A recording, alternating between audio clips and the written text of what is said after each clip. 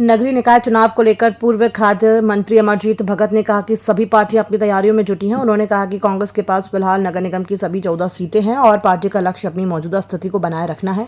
भगत ने विश्वास जताया कि पार्टी मजबूत प्रदर्शन करेगी। देखिए, सभी पार्टियां अपनी अपनी तैयारी कर रही हैं और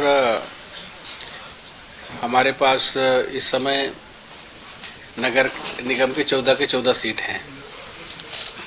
अब हमारा एक कोशिश रहेगा कि हम अपना जो पुराना स्थिति उसको बरकरार रखें।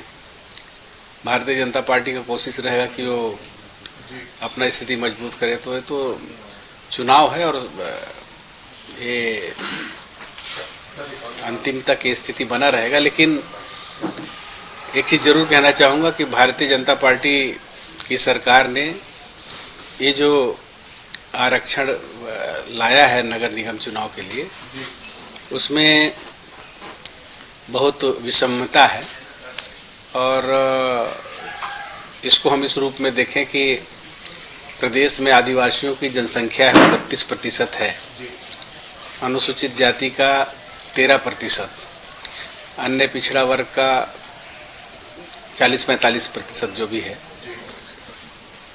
इसमें जो आरक्षण दिया गया है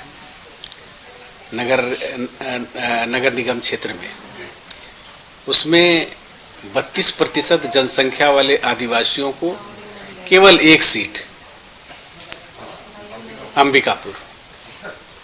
तो ये एक तरह से मैं सोचता हूँ कि आदिवासी वर्ग के साथ ये सौतेला व्यवहार है और सरकार को इस पे पुनर्विचार करना चाहिए। और जिनकी संख्या, इस प्रदेश की पहचान आदिवासी प्रदेश से है, आदिवासी बाहुल्य जनसंख्या से है, और ऐसे में आदिवासी वर्ग को केवल एक सीट देना उनके साथ नाइंसाफ़ी है। इसलिए माननीय विष्णुदेव साय जी जो इस प्रदेश के मुख्यमंत्री हैं और आदिवासी हैं, और आदिवासियों के साथ इस प्रकार का व्यवहार हो रहा है, तो ज़रूर इसको ध्यान देना चाहिए। और माननीय मुख्यमंत्री जी से हम आशा करते हैं कि आदिवासी वर्ग के लिए पुनः इस पर विचार करते हुए इसकी सीट में बढ़ोतरी करेंगे। ये सरकार की गलती है कि आरक्षण प्रक्रिया ही त्रुटिपूर्ण है? देखिए, मुखिया मुखसो चाहिए खान पान को एक, पाला पोसा सकल करे तुलसी सहित मिले। आपकी जवाबदारी है प्रदेश में अगर कहीं भी डिसबैलेंस होता है तो उसको ठीक करने की जवाबदारी आपकी है। ऐसा नहीं कि अधिकारी कोई भी चार्ट लेकर के आ गए और आप उसको ओके कर दिए। आप उनसे प्रति प्रश्न करना चाहिए, उनसे पूछना चाहिए कि ऐसा क्यों प्रदेश में, जबकि आदिवासियों की जनसंख्या 32% है और आप उनको केवल एक नगर निगम दे रहे हो और कम जनसंख्या वालों को आप ज़्यादा दे रहे हो। तो ये कहाँ का न्याय हुआ? इसलिए ये हमारा हक भी बनता है, अधिकार भी बनता है, और आपसे आशा भी करते हैं कि आदिवासियों के लिए नगर सरकार में और सीट की बढ़ोतरी करें, और कम से कम एक है तो एक आध सीट तो और बढ़ना चाहिए। केंद्रीय कृषि मंत्री शिवराज सिंह चौहान के छत्तीसगढ़ दौरे पर पूर्व खाद्य मंत्री अमरजीत भगत ने तीखा हमला बोला है। उन्होंने कहा कि शिवराज सिंह यहां पीएम आवास की सौगात देने नहीं बल्कि झूठ परोसने आ रहे हैं। भगत ने कहा कि पहले पुरानी घोषणाओं को पूरा किया जाए, फिर नई घोषणाएं की जाए। उन्होंने तंज कसते हुए कहा कि मध्य प्रदेश के मामा का स्वागत है, लेकिन जनता को गुमराह करना उचित नहीं है। माननीय शिवराज सिंह चौहान जी मध्य प्रदेश के मामा यहाँ भी आ रहे हैं, यहाँ भी झूठ परोस के जाएंगे। क्या है कि पिछले ही आवास बन नहीं पाया है और नया घोषणा पहले जो आपका पुराना जो घोषणा था उसी को पूरा कर लीजिए, इसके बाद नया करिए, स्वागत है। लेकिन केवल आप झूठ परोस के जाएंगे, ये उचित नहीं है। गौ तस्करी पर पूर्व मंत्री अमरजीत भगत ने कहा कि गौ हत्या और तस्करी पर रोक लगी है, लेकिन कई मामलों में दल विशेष के लोग पकड़े गए हैं। उन्होंने बीजेपी पर निशाना साधते हुए कहा कि महाराष्ट्र और छत्तीसगढ़ में बीजेपी की सरकार है तो गौ तस्करी और गौवंश की बिक्री के लिए कौन जिम्मेदार है। भगत ने आरोप लगाया है कि बीजेपी ने गौवंश बेचने वाली कंपनियों से चंदा लिया है और जो उनकी कथनी और करनी में अंतर दिखाता है। गौ हत्या, गौ तस्करी ये सब तो बंद है। और आपने पढ़ा होगा कि बहुत सारे ऐसे मामले हैं जिसमें दल विशेष के लोग पकड़ में भी आए, इसके गौ तस्करी वाले मामले में भी, और घटना भी हुई। और मैं बोलता हूं कि दोनों राज्यों में बीजेपी की सरकार है, महाराष्ट्र में भी और छत्तीसगढ़ में भी। और गो तस्करी अगर हो रहा है, गोमांस अगर कहीं बिक रहा है, तो जिम्मेदार कौन है?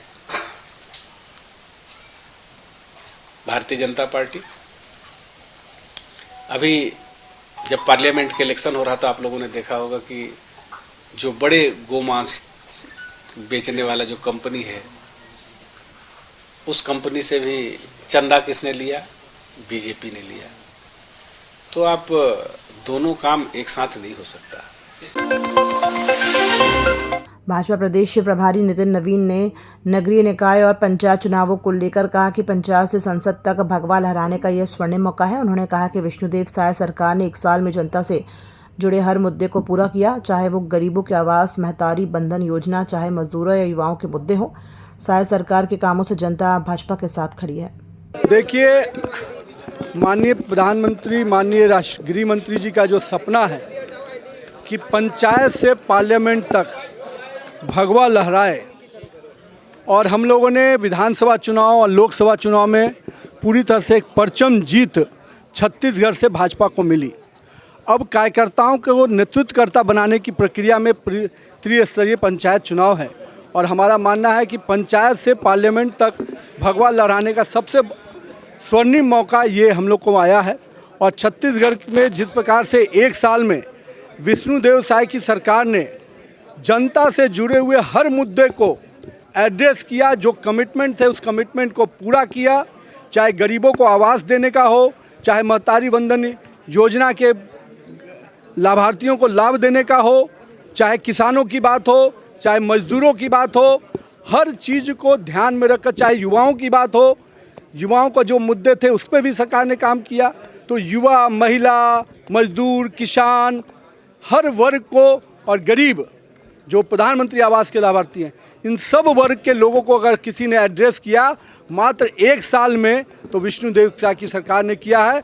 और जनता आज खड़ी है पूरी तरह से पंचायत से पार्लियामेंट तक भगवा लहराने के लिए। और छत्तीसगढ़ में ये त्रिस्तरीय पंचायत चुनाव जब आने वाले दिनों में आगाज होगा, तो निश्चित रूप से भारतीय जनता पार्टी के कार्यकर्ता और पूरा नेतृत्वकर्ता का टीम उन कार्यकर्ताओं के पीछे खड़ा होकर उनको चुनाव में लड़ाने लगेगा। भाई मेरे, अभी तो त्रिस्तरीय पंचायत चुनाव है, समय आएगा तो उसकी भी चर्चा होगी। चुनाव को लेकर कोई समिति और बनाई? स्पष्ट रूप से अभी हमारे प्रदेश स्तर पे भूपेंद्र सवन्नी जी और सौरभ सिंह जी देख रहे हैं, और बाकी पूरी टीम बन रही है। निकाय चुनाव के लिए अलग से कमेटी बनेगी, पंचायत चुनाव के लिए अलग से कमेटी बन रही है, और ये पूरी फॉर्मेशन संभाग, जिला और ब्लॉक तक जाएगी।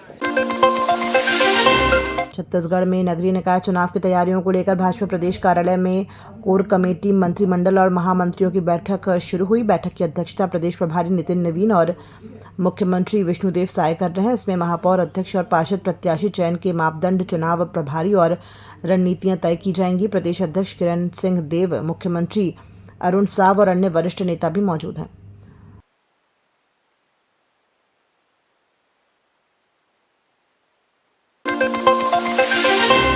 बेमित्रा में इथेनॉल प्लांट के खिलाफ प्रदर्शन का 113वां दिन है। आज भारी संख्या में पुलिस बल तैनात किया गया है। तहसीलदार बेमित्रा आंदोलनकारियों से प्रदर्शन स्थगित करने की अपील कर रहे हैं। इस दौरान एएसपी ज्योति सिंह और एसडीओपी मनोज तिर्की भी मौके पर मौजूद हैं। बेमित्रा के पथर्रा में इथेनॉल प्लांट को लेकर ये आंदोलन चल रहा है।